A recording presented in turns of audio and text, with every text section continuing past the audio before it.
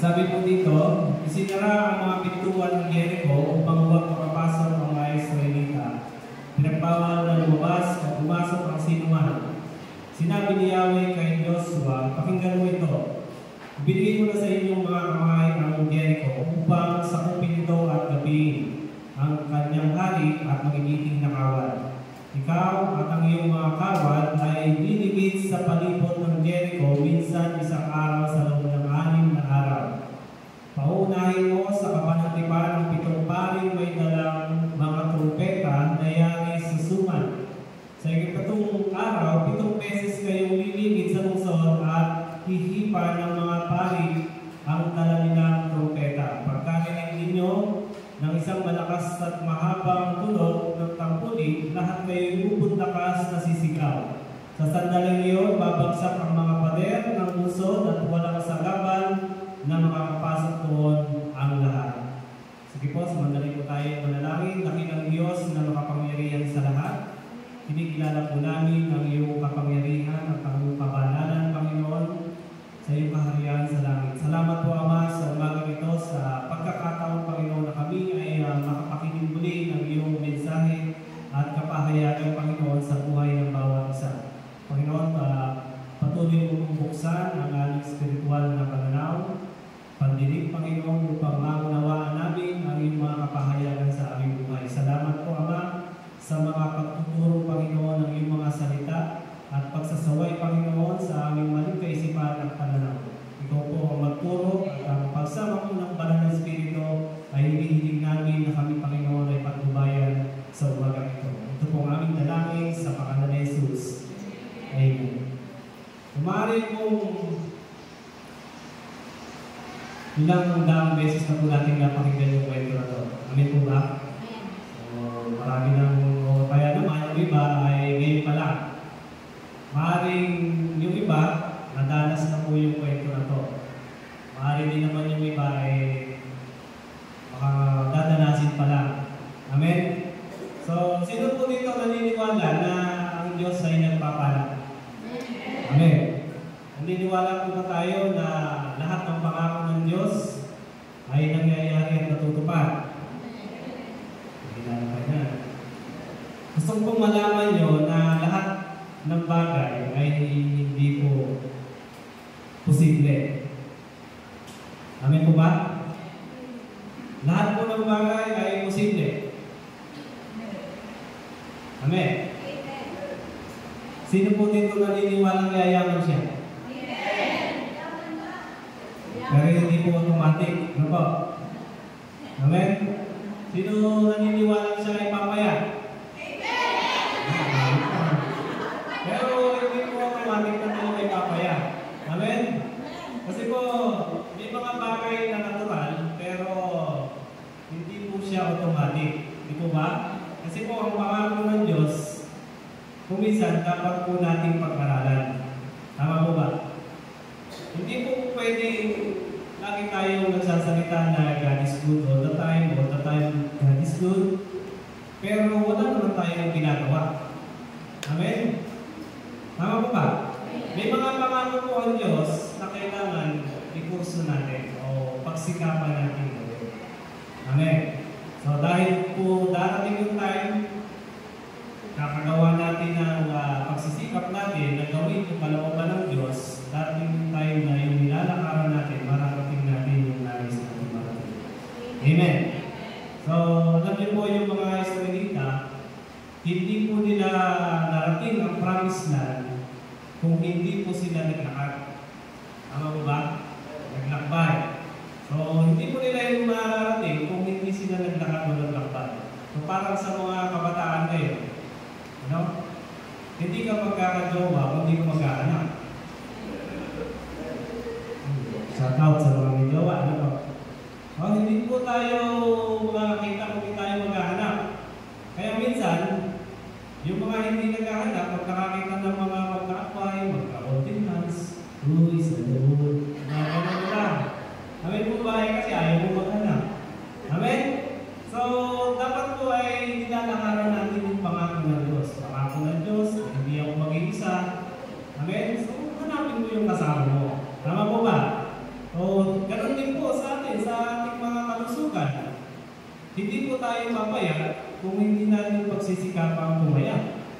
Amen?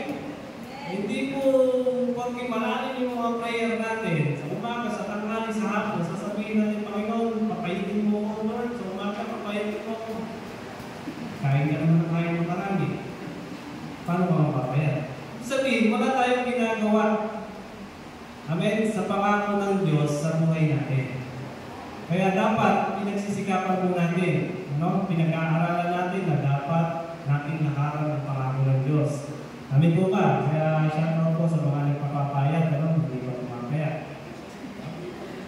Kasi po talagang ang pangako ng Diyos, kailangan natin itong pagsikapan, pag-ikoso natin. Para kung sa pag-worship natin, hindi po bababa ang presensya ng Diyos kung ang worship natin parang gulong lang. Kanina nag-worship tayo. Diba? Ano yung kinanta kanina? Angels are crying. Holy, holy. Kung hindi naman tayo nagtataas ng kamay, diba? Ang kinakanta natin pang walhati sa aking Diyos. Holy, holy. Dahil lang yung kamay natin. Sa tingin po ba natin, bababa ang presensya ng Diyos? Amen? O kaya naman, holy, holy, okay, okay. Gagano'n tayo, okay. Pero okay doon, di po ba? Hindi po bababa ang presensya ng Diyos kung gano'n lang po yung ating pagsamba. Kasi po ang pagsamba o pag-worship ng tama sa harap ng ating Panginoon, ito po yung nag-a-attract sa kanyang presensya para lumaba. Amen? Hindi po bababa, siguro bababa din po para makakuhali ka. Amen? Bababa ang presensya ng Diyos, makakuhali ka na. Kaya sabihin mo sa katabi mo, makakuhali ka na, kapatid. No? Alam niyo po yung pangako ng Diyos ay pinoproseso po ito, ay pinaprocess sa atin. At mga pangako na ito ay kailangan po natin na tiyakin na talagang matutupad. Kasi kung wala po talaga tayong ginagawa sa pangako ng Diyos, hindi po ito mangyayari sa atin. Amen po ba? Kadalas po sa paglilingkod natin sa Panginoon, ang pagkilos po ng Diyos ay kabaligtaran po sa mga inaasahan natin. Tama po ba? Minsan, ipipray tayo ng maganda para sa buhay natin, pero pangit yung dumarating. Amen? Alala niyo po pagka tayo yung mga nanay, lalo na po, pag nagpipray sa mga asawa, mga believer, sa mga anak, hindi nadadala sa church. Diba, ang pray natin, sana magbago yung asawa ko. Sana magbago yung anak ko. Pag hindi po nagbago, ang nangyayari, nagtatampo sa Lord. Yun na nga po yung sagot ng Panginoon. Amen? Yung hindi mo nakikita ang ginagawa ng Diyos na nangyayari sa paningin mo, may ginagawa po pagkilos ang Diyos Lord. Amen? Kung hindi ito dumating sa timeline mo, maaaring dumating ito sa timeline mo. Ano kung ibig sabihin? Kung hindi man po ito dumating sa panahon na ikaw ay buhay pa, o ikaw ay matanda na, darating at darating ito at iyak na matutupad sa panahon ng mga lahi. Amen po ba? O palapakan po natin ang ating Diyos. Ulitin po natin yung mensahe kanina. Sabi po dito, Inisinara ang mga pintuan ng Jericho upang huwag makapasok ang mga Israelita. Pinagbawal na lumabas at pumasok ang sinuman. Sinabi ni Yahweh kay Joshua, pakinggan mo ito at binigay ko na sa inyo mga kamayan Jericho upang sakupin ito at gabihin ang kanyang hari at magiging na kawan. Ikaw ang iyong kawan ay liligid sa palibot ng Jericho minsan isang araw sa loob ng 6 na araw. Unahin mo sa kabalutipan ng 7 paring may dalang mga trumpeta na yari sa sungay.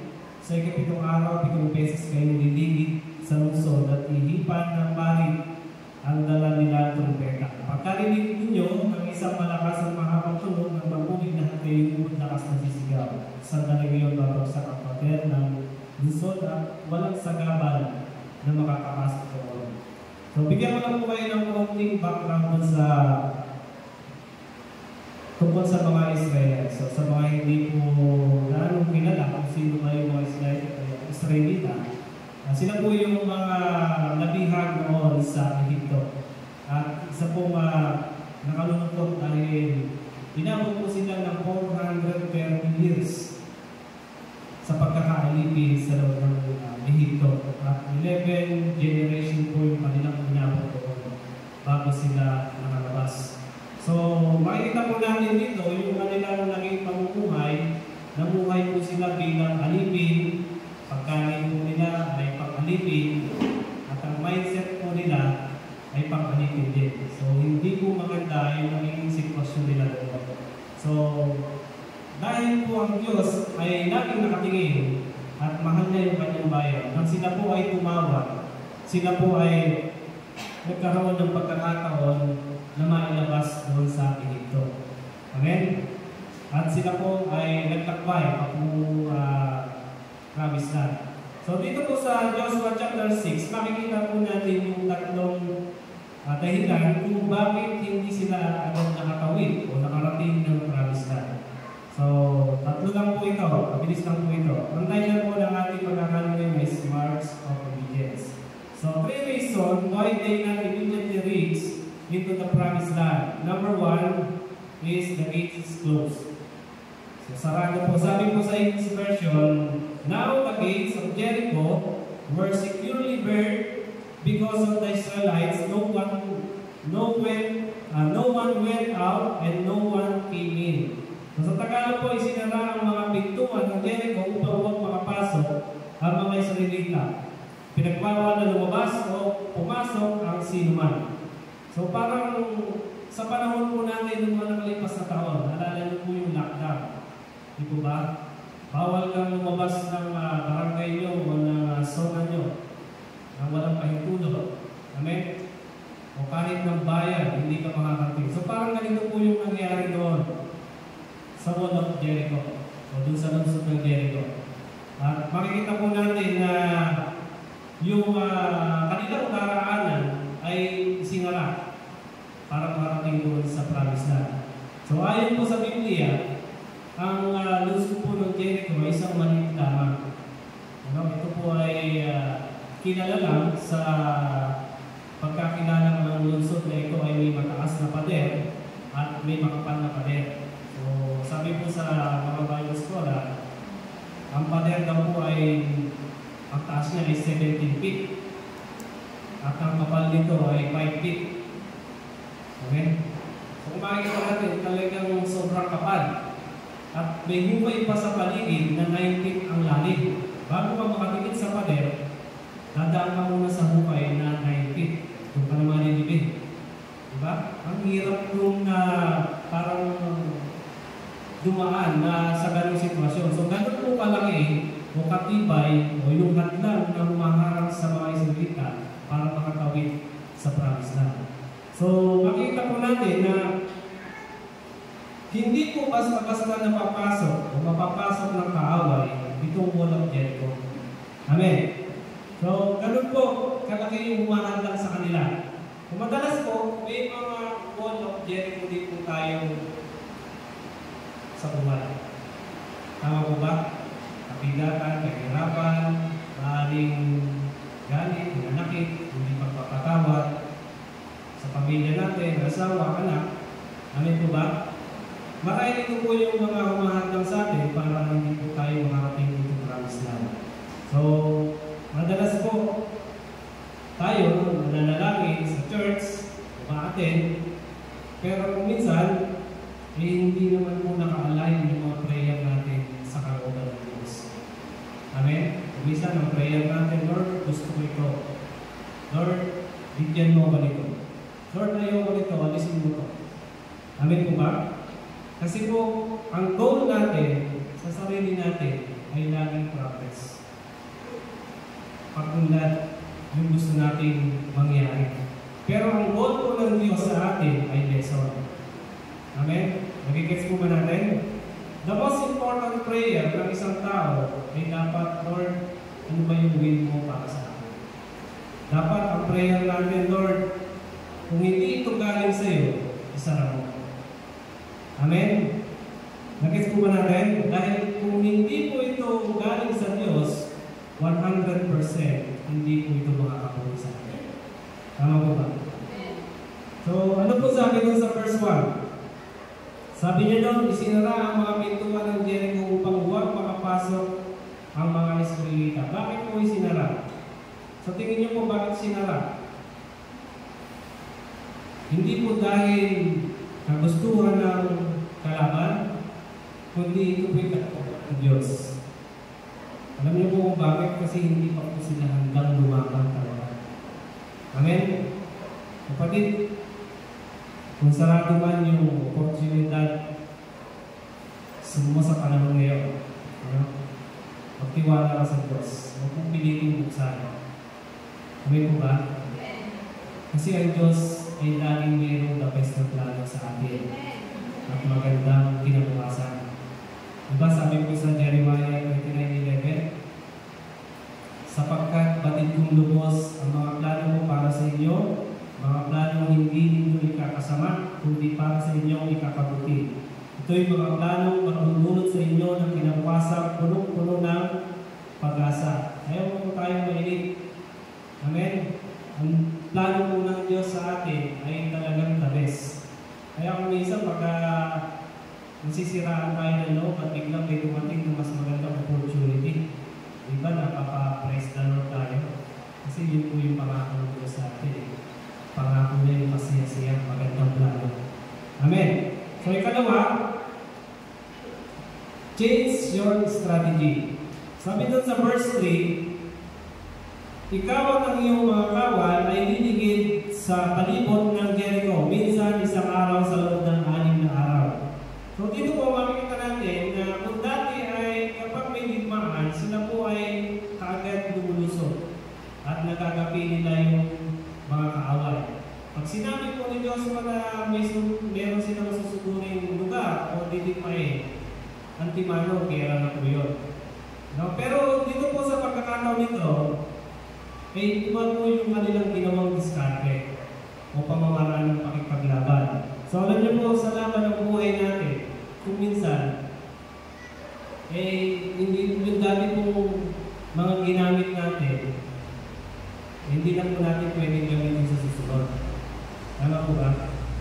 Kung dati po ay nagpa-Bible study tayo sa ilalim ng mga punong mangga, punong kahoy, at sakit ng bukid, ngayon po hindi na po pwede yung gano'n. Amen? Subukan po natin mag-Bible study sa gitna ng bukid ngayon. Payag po kayo? Hindi po pwede, di ba? Baka po tayo may stroke. Amen? So, dati po ay nakakapag-Bible study sa mga gano'ng lugar kahit wala pong merienda, walang kape. O may kape naman yata, no? Nagagawa po, pero ngayon po, iba na. Pag umatid ka ng mga cell group, nasa maayos kang lugar. Pag umatid ka ng mga mentoring, seminar, nasa maayos kang lugar. Tama po ba? Naka-aircon ka. At bago ka magpuro yung preacher, pinamimerienda ka muna. Diba? Mukha ko sa gawin mo gusto ka. Masarap kong sumama to. Yan ang nakulit ko sa lalim ko. Pinagmimerienda ko, boto, hulugan ko. Minsan may tokat bawi pa. So, napakasarap kong umatid ng komportable talaga yung lugar. Amin po ba? So, huwag po tayo mag-alala. Kasi po, kahit hindi po natin nakikita ngayon, pero tiyak po, ang plano ng Diyos ay matutupad sa templo ito. Amin po ba? So, yun po. So, ibig sabihin po, yung dati nating ginagawa, maaaring hindi na po applicable ngayon. Dahil ang nais po ng Diyos ay mamuhay po tayo sa Kanya. Amen? Hindi po sa kahapon. So, maganda naman po alalahanin ang kahapon.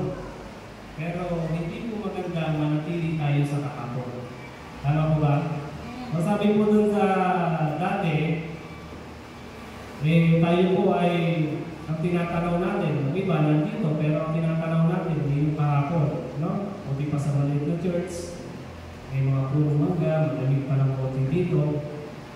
Ngayon, dito kami, mga super init. So, huwag po tayong mag-alala kasi ang plano ng Diyos, kaya po tayong dinala dito ay mas maganda. Amen po ba?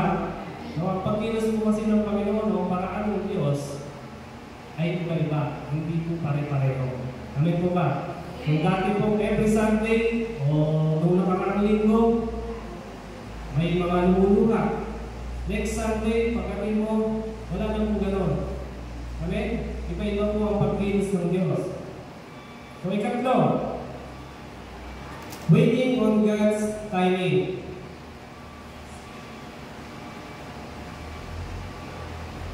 Sabi po sa verse 4 and 5, paunahin mo sa kabanang-iban ng 7 paring may dalang mga trumpeta na yari sa sumay. Sa 7 araw, 7 beses kayong liligid sa lungsod at hilipan ng mga paring ang dala nilang trumpeta. Pagkarinig ninyo ng isang malakas at mahabang tunog ng tambuli, lahat kayo ay pupuntakas na sisigaw sa sandaling iyon. Babagsak ang mga pader ng lungsod at walang sagaban na mga kapasok doon ang lahat. So sabi po doon kay Joshua ay 7 araw siyang liligid sa lungsod tapos magmamarcha. Diba? Ang hirap doon pare. Hindi mo alam kung kailan kayo dito. Amen? Parang lakad ka ng lakad, hindi mo alam kung kailan ka mag-aasawa. Amen? So alam niyo po minsan, pagkuha ko yung atin talagang ng midweek, madalas ko talagang umatin ako ng midweek. Pero lately, para kung ako'y na-burden. Parang ako'y nalungkot kasi pagka po midweek, subukan ko kasi yung mga rin. Pag midweek po kasi, ganito po, ako po yung ganyan at may nagtuturo dito. Last time po na pag-atin ko noon, siguro po mga 3 weeks ago na, nagulat po ako nakabihok na lang po kami dito. Amen? At doon sumunod po na linggo, nakakatuwa po, nandun lang po kami sa sulod na yun. Praise the Lord. Lang po, isa lang po ang narinig mong mensahe sa Panginoon. Huwag kayong susunod. Dahil ako ay patuloy na kumikilos sa mundo. Amen? Palapakan po natin ang Diyos. Sa pagkayaw po natin sa mga nasimulan natin natigatin, kung minsan po, ito'y para sa pagbubuti. Kung minsan naman po, ito ay hindi nakakabuti. Ang pagtigil po ay hindi po sa lahat ng oras ay tama. Amen? At ito po ay hindi sa lahat ng pagkakataon ay nagiging tama sa atin. O maganda yung nagiging tama. Kaya po kung minsan, yung temporary inconvenience sa sarili natin o yung mga barak o yung mga sagapa, kalamunan, nawawala din po naman yan. Tama po ba? Naranasan po ngayon, galing ka, pamaya, okay ka na. Amen? Pansamantala. So, ibig sabihin, hindi po dapat natin maging dahilan yung permanente pagtigil sa isang nasimulan natin na hinahan. Amen. Tama po ba? So, halimbawa po, sa isang relasyon, pansamantala kayo, o kaya ay gusto mong tumigil sa inyong relasyon dahil pansamantala kayong nagkatampuhan. Ang tawag po doon, temporary lang. Amen? Pag pansamantala lang kayo nagkatampuhan, tawag doon temporary. Ibig sabihin, hindi dapat maging dahilan yung maliit na tampuhan mapunta sa pag-aaway. Amen po ba? So dahil sa kalaunan, talaga namang naayos din naman. Amen po ba? Kaya yung mga tampuhan po natin, huwag na po natin patagalin. Amen? Huwag na natin paratingin pa sa pag-aaway. Amen po ba? Kasi ito ay temporary lang. Amen? So sabi po sa Santiago, ulit kung ang sino man sa inyo ay kulang sa karunungan, humingi siya sa Diyos at siya'y bibigyan sapagkat ang Diyos ay nagbibigay ng sagana at di nanunumbat. So ibig sabihin, ito po yung kailangan natin, yung wisdom. No? Sa pagkakataon po na may mga pangyayari na hindi tama o desisyon na dapat natin tuwing, yung wisdom po ay kailangan natin hilingin sa Panginoon. Kasi po, kung ang kilos po natin ay padalos-dalos, kung minsan yung inaakala po nating solusyon ay nagpapalala pa ng sitwasyon. Tama po ba? Hindi po natin kailangan mag-isa kapag tayo ay nagpapasya. Kailangan po natin yung salita ng Diyos na nagbibigay sa atin ng kaunawaan. Amen po? So, ito po yung Word of God na nag-encourage sa atin upang tayo ay bigyan ng malinaw ng kaisipan. Binibigay po ito sa mga handang magpakumbaba at sumunod sa Kanya. Amen po ba? Patuloy po natin. Kunti na lang po. Sa Joshua chapter 6 verse 12 to 14, luntag po tayo dito. Kinabukasan, mga kabumangon si Joshua, pinuwan ng mga pari ang kabanang ipahan ni Yahweh, at muling narito ang pitong pari na walang tigil sa pag-ihip ng dala nilang trumpeta. Muling pumwesto sa unahan nila ang unang hanay ng mga kawal, samantalang ang mga panguling hanay ay nasa likuran ng kabanang ipahan ni Yahweh. Patuloy ang pag-ihip sa mga trumpeta. Nilibot nga nila minsan ang lungsod noong ikalawang araw, at pagkatapos ay bumalik silang muli sa kampo. Ganito ang ginawa nila araw-araw sa loob ng 6 na araw. Kung pagbalik po nila sa kampo, naghanda na po sila kung ano yung gagawin nilang paglusog o pag-atake dun sa Jericho. Siyempre po, ang mga sundalo, bago po yan lumaban, siyempre yung iba nagpapaalam sa pamilya, sa asawa, sa anak, di po ba? So, ganun po yung ginawa nila. Siguro po, naano lang po sa aking isipan kung ano po yung mga ginawa ng mga sundalo. Siguro po ang ginawa ng mga asawang sundalo, nagpaalam sa asawa, siguro sabi niya, dami. Lalaban na kami bukas, sabi ni Joshua. Sabi niya, magmamarcha na kami. Kaya iyahasa ko na ito aking sabak. Pagsok.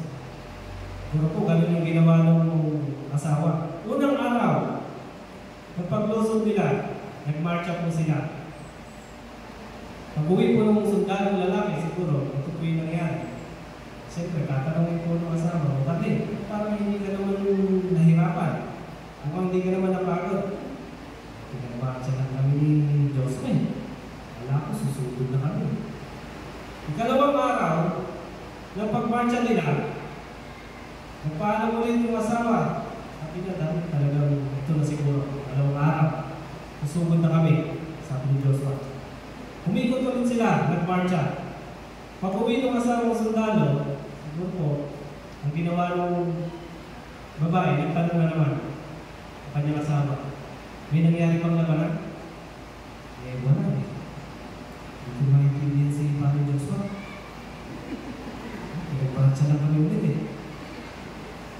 Ikatlong araw ng pagligid nila, nagmarcha ulit. Pag-uwi ng bahay, tinanong na naman, ano, may nangyari naman naman? Wala talaga eh. Wala akong maintindihan kay Joshua. So, hindi po nila maintindihan yung ginagawa nilang pagsunod sa kanilang leader. Amen? So, alam niyo po, parang tayo po yan pag umaakit. Diba? Sino po dito yung may mga asawang naghihintay sa bahay? Mamaya, nakakaputan. Amen? Tatanungin ka ng asawa mamaya. Dali, ang nangyari sa church. Ayos lang. Okay naman. Tatanungin tayo. Tatanungin tayo minsan. Ano ba nangyari? Wala eh. Ano pa eh? Ano ba? Kung minsan, sinasabihan pa tayo, matik ka ulit next week. May mangyari na. Di ba? Parang nakakainsulto pa pagka tinatanong tayo pag umuwi tayo ng galing sa church. So, ganun po kasi tayo. Pero, gusto natin, yung mangyari, gusto natin mangyari talaga agad. Tama po ba? Pag umatid ka na ng night of fire, o ng revival night, gusto mo may magbago. Gusto mo pag-uwi mo, may nakita kang isang malitang pera sa pintuan mo pagbukas.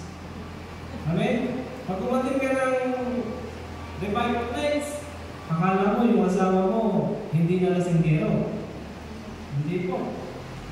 Susuko pa rin yun. Meron din po yung susuko. Amen? Ano mo na naman natin? May ganun po natin. Meron tayong pipinago ng Diyos. Amen?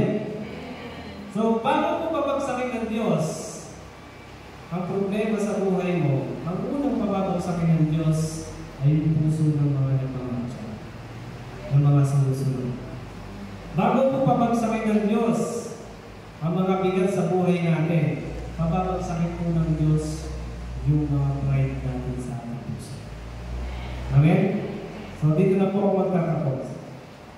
The hardest battle, sabi po ng isang quotation, are given to the strongest soldier. Kung hindi po inaalaw ng Diyos ang isang matinding laban sa buhay natin, kung hindi po sapat yung ating pananampalataya sa Kanya. Amen? So, pwede po ba tayo tumayo? Sabi po dun sa ating binasa kanina, sa Joshua chapter 6 verse 2, sinabi ni Yahweh kay Joshua, pakinggan mo ito, binigay ko na sa iyo, mga kamay, ang Jericho, upang sakupin ito at gabihin ang kanyang hari at magigiting na kawan. So kapatid, ibinigay na po sa atin ng Diyos ang lahat ng mabuhay natin. Amen? Pwede po ba natin isigaw ng sabay-sabay na tayo ay tagumpay na? Amen? Sige po, sabihin natin, ako'y tagumpay na. 1, 2, 3. Ako'y tagumpay na! Hallelujah! Salamat po sa ating Diyos. Muli po tayo lumapit